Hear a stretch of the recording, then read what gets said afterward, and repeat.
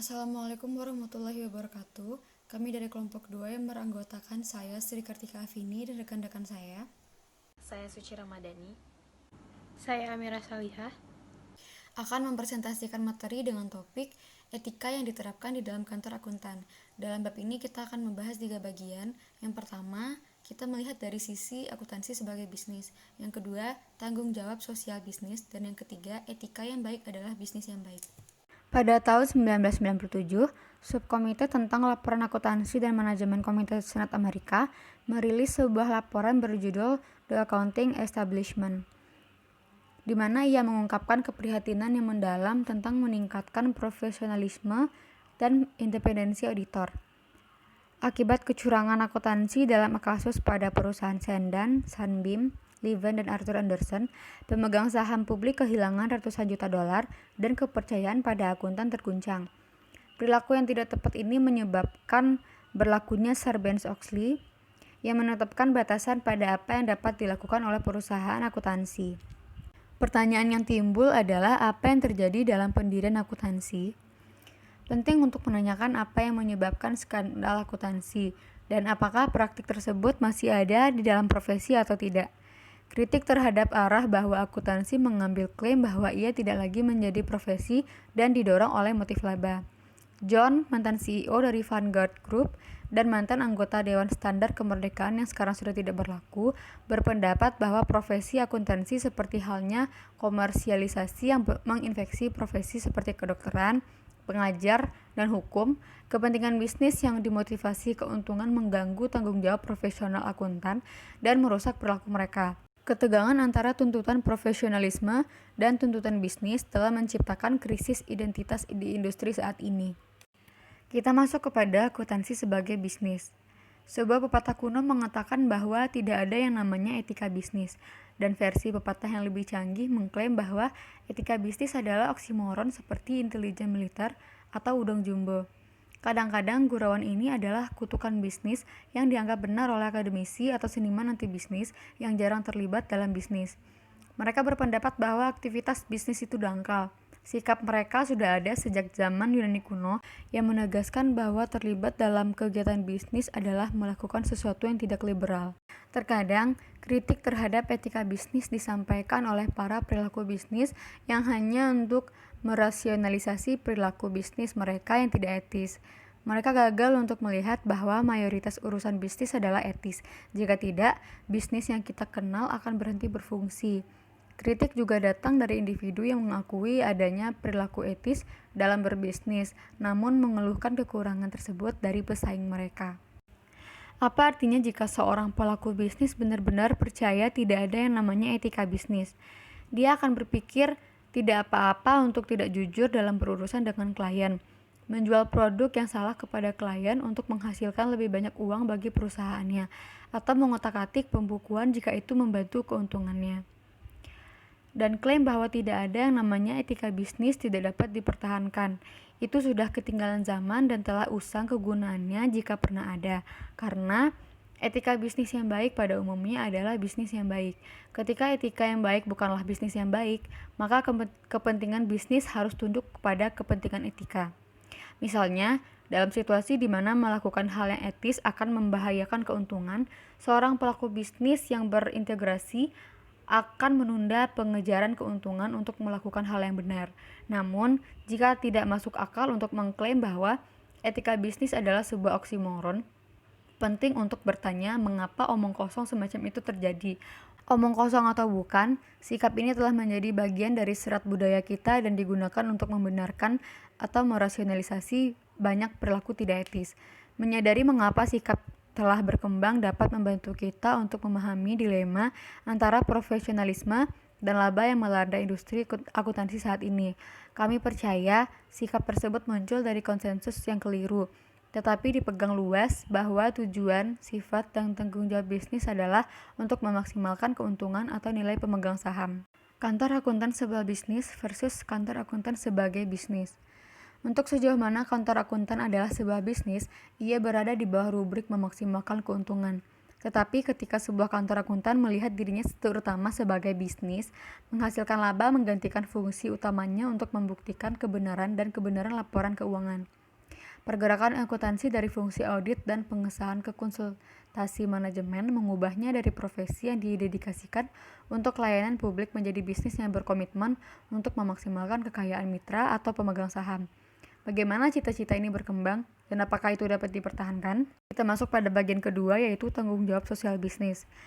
Ide kontemporer bisnis sebagai perantara sosial berkembang dari persepsi bahwa perhatian utamanya adalah mencari keuntungan. Seperti pernyataan Milton Friedman, tanggung jawab utama dan satu-satunya bisnis adalah menggunakan sumber daya dan keterlibatannya dalam aktivitas yang dirancang untuk meningkatkan keuntungannya selama bisnis tetap berada dalam aturan permainan. Artinya, terlibat dalam persaingan terbuka dan bebas tanpa penipuan. Misalnya, membuktikan dan mengaudit dalam akuntansi menjadi pengumpulan uang. Dengan melakukan itu, promotor tampaknya melupakan batasan Friedman tentang tetap dalam aturan permainan dan menghindari penipuan.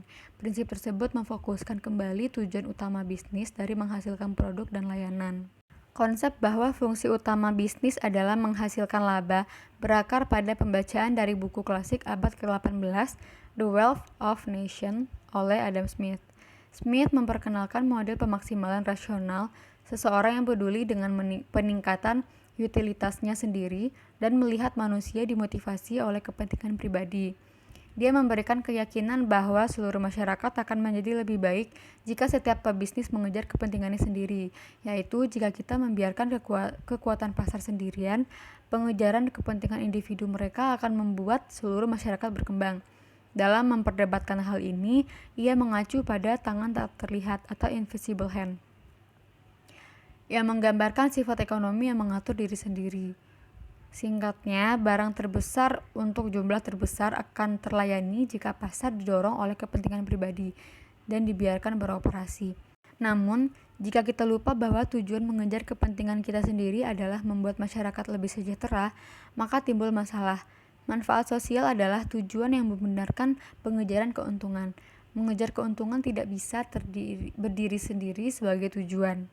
Mengejar kepentingan pribadi yang tidak dibatasi dan eksklusif dapat merugikan orang lain. Jadi, tidak selalu benar bahwa pengejaran untuk kepentingan pribadi membuat masyarakat menjadi lebih baik. Pembahasan selanjutnya akan dijelaskan oleh Suci Ramadhani. Kepada Suci dipersilakan. Baik, saya akan melanjutkan pembahasan selanjutnya. Bisnis termasuk praktik dan aturannya diciptakan untuk memberi manfaat bagi masyarakat. Jika bisnis berbahaya bagi masyarakat, masyarakat harus memodifikasinya dan menutupnya. Karena bisnis dibangun oleh masyarakat, kita harus berasumsi bahwa bisnis dibangun untuk menguntungkan masyarakat. Tidak ada masyarakat atau kelompok yang akan membuat institusi sosial untuk merugikan dirinya sendiri. Sebaliknya, lembaga diciptakan dan disetujui sejauh mereka mempromosikan sesuatu yang baik untuk masyarakat atau kelompok. Kemudian ada juga sebuah pandangan bahwa tanggung jawab utama bisnis adalah untuk memaksimalkan keuntungan dan membingungkan motif kepentingan pribadi dan insentif untuk membuat hal yang membuat keuntungan bisnis dengan tujuan bisnis menghasilkan barang dan jasa. Kemudian ada argumen tandingan untuk pendirian menurut Friedman, yang mana jika tujuan bisnis adalah untuk menyediakan barang dan jasa dan motifnya adalah untuk menghasilkan keuntungan, maka tanggung jawab manajemen tidak hanya untuk mengejar keuntungan, tetapi untuk mengejarnya sebagaimana diatur oleh tuntutan kepentingan publik. Selanjutnya kita lihat tujuan bisnis dari sudut pandang masyarakat. Tujuan bisnis adalah memproduksi dan mendistribusikan barang atau jasa, bukan untuk menguntungkan produsen. Masyarakat tentu perlu memberi insentif dan memotivasi produsen, tetapi itu selalu untuk tujuan selanjutnya. Kemudian mengklarifikasi perbedaan membantu kita mengidentifikasi keserakahan bukan sebagai kekuatan pendorong utama bisnis, tetapi sebagai kekuatan yang tidak memenuhi dan seringkali menggagalkan tujuannya. Akan tetapi motif tidak sama dengan tujuan. Selain itu, ada banyak motif untuk tindakan yang sama. Kemudian praktik sosial memiliki tujuan mereka sendiri, terlepas dari motif orang yang terlibat dalam praktik tersebut. Oleh karena itu, motif kita melakukan sesuatu mungkin atau tidak mungkin sesuai dengan tujuan aktivitas tersebut. Kemudian dari sudut pandang etika, penting untuk menjelaskan tentang tujuan sesuatu. Mengetahui tujuannya memberi kita standar untuk menilainya. Artinya di sini kita dapat menilai bisnis dari seberapa baik ia memenuhi tujuannya. Jika tujuannya adalah untuk menghasilkan laba, maka bisnis yang terus menghasilkan laba yang sehat adalah bisnis yang baik. Tidak peduli bagaimana hal itu membuat atau menyakiti orang lain. Tetapi jika tujuan bisnis adalah menyediakan barang dan jasa, dan untuk tujuan itulah masyarakat memungkinkan adanya bisnis, maka kita tidak dapat menilai bisnis hanya dari seberapa besar keuntungan yang dihasilkannya. Kita harus mempertimbangkan seberapa bagus produk atau jasanya. Bisnis yang baik adalah bisnis yang menyediakan barang dan jasa yang dapat diterima untuk kepentingan masyarakat. Pembahasan selanjutnya adalah etika yang baik adalah bisnis yang baik. Sekarang kita bahas bagaimana pepatah bahwa etika yang baik adalah bisnis yang baik berlaku untuk profesi akuntansi. Perusahaan yang memperlakukan klien atau pelanggannya dengan baik dan adil akan melihat efek positif tidak hanya pada penjualannya, tetapi juga pada karyawannya. Etika yang baik mempengaruhi nama baik perusahaan dan membangun kepercayaan. Jadi, ada 4 motivasi untuk berperilaku etis. Perilaku etis mengarah pada yang pertama, keuntungan jangka panjang bagi perusahaan, yang kedua, integritas dan kepuasan pribadi bagi individu yang terlibat dalam bisnis, yang ketiga, kejujuran dan loyalitas dari karyawan, dan yang keempat, kepercayaan dan kepuasan dari pelanggan. Korporasi harus berperilaku etis, sebagian karena akan berdampak baik bagi perusahaan. Jatuhnya Arthur Andersen karena perannya dalam bencana Enron membuktikan bahwa motivasi yang didorong oleh keuntungan. Namun, berbeda menurut David Vogel, yang mana etika dan keuntungan tidak selalu berjalan seiring. Terkadang manajemen harus memilih antara apa yang benar dan apa yang menguntungkan. Pada umumnya, bagaimanapun adalah lebih bijaksana untuk menjadi etis daripada tidak. Ketika pilihan yang tepat adalah pilihan non-profit, maka bisnis akan membuat keputusan etis karena memiliki tanggung jawab di atas menghasilkan keuntungan. Kemudian pembahasan selanjutnya akan dijelaskan oleh Amirah Salihah. Baiklah, selanjutnya kita akan membahas tentang tanggung jawab etis kantor akuntan. Bisnis, melalui pemilik dan manajernya, menjalin hubungan dengan individu dan kelompok. Hubungan melibatkan tanggung jawab. Hubungan ini menjadi dasar kewajiban etis antara bisnis dan pemangku kepentingannya. Tentunya, sebuah kantor akuntan harus memperoleh keuntungan atau meningkatkan nilai bisnis atau kemitraan, tetapi tetap ada batasan dalam menghasilkan laba. Dan yang pasti, untuk sebuah perusahaan, walaupun tujuan utamanya adalah menghasilkan laba, namun harus tetap memperhatikan batasannya. Namun untuk sebuah kantor akuntan memiliki tanggung jawab lain selain laba. Akuntansi adalah industri jasa yang muncul untuk memberi manfaat kepada klien dan publik. Karenanya, merugikan kliennya atau publik atas nama keuntungan melanggar tujuan eksplisitnya.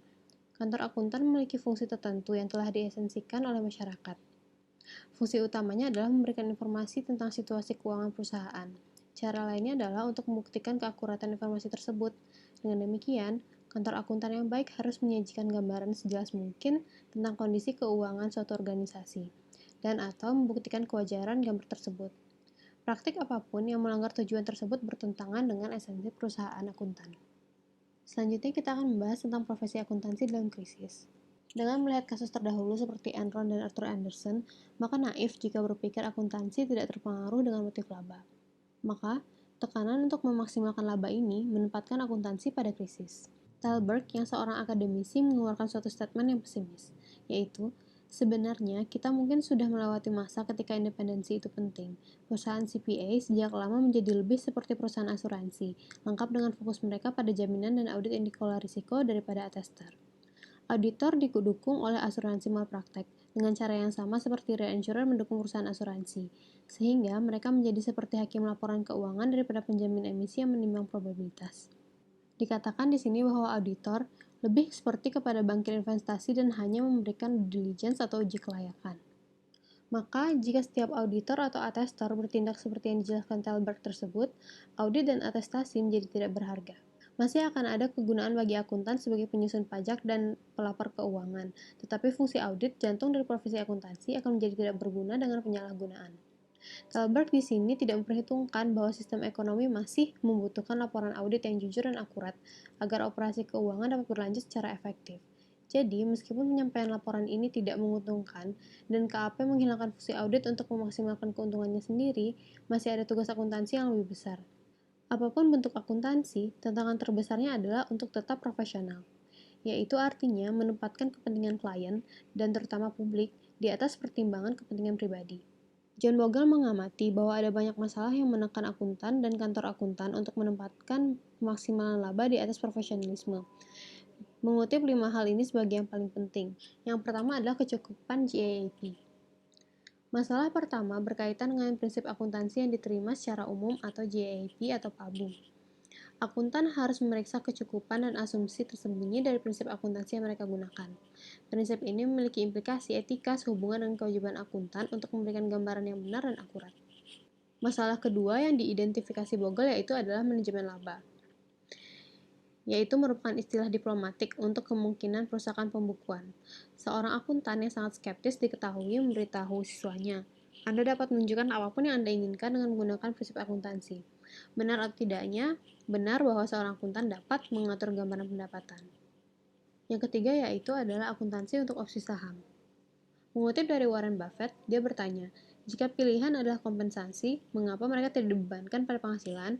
Dan jika opsi bukanlah kompensasi, maka apakah itu? Menurut Bogle, profesinya harus lebih agresif dalam menjawab pertanyaan itu.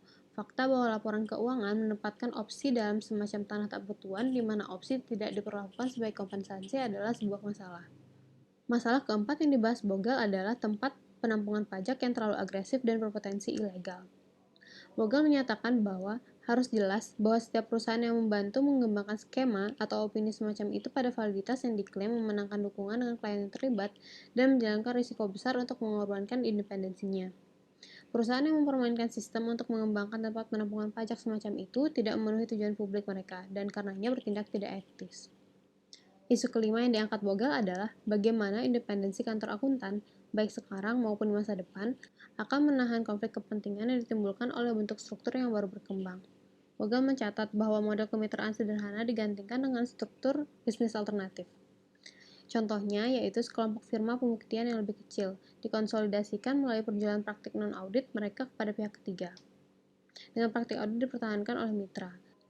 Terdapat berbagai model seperti roll-up, di mana perusahaan disatukan di bawah satu payung melalui kombinasi dan kemudian penjualan bisnis non-audit mereka kepada pihak ketiga atau publik.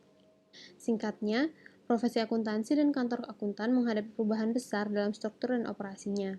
Ada jurang yang semakin lebar antara apa yang menjadi kasus dan apa yang seharusnya menjadi kasusnya. Tetapi fakta bahwa akuntan di mana-mana melihat dan mengevaluasi kesenjangan itu memberi kita harapan untuk masa depan. Perjuangan atas masalah di atas hanya menugaskan perlunya etika dalam akuntansi. Namun dalam keadaan yang berubah ini, tidak selalu mudah untuk mengetahui cara mencapainya. Kekhawatiran ini diperburuk oleh perilaku banyak kantor akuntan yang belum pernah terjadi sebelumnya dan tidak dapat diterima.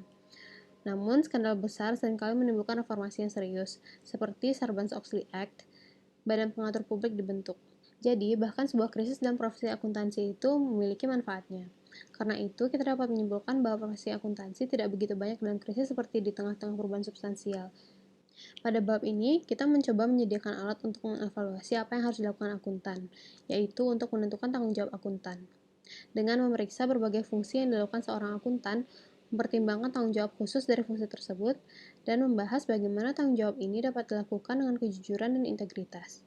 Di sini kita berkonsentrasi pada 3 hal yang utama, yaitu audit, akuntansi manajerial, dan akuntansi pajak. Pendekatannya bagaimanapun adalah sama untuk semua aktivitas akuntansi, melihat tujuan dari aktivitasnya, dan menilai seberapa baik tujuan itu terpenuhi. Juga melihat hubungan yang terlibat dalam fungsi ini, serta menentukan tanggung jawab etis apa yang terlibat dalam hubungan tersebut.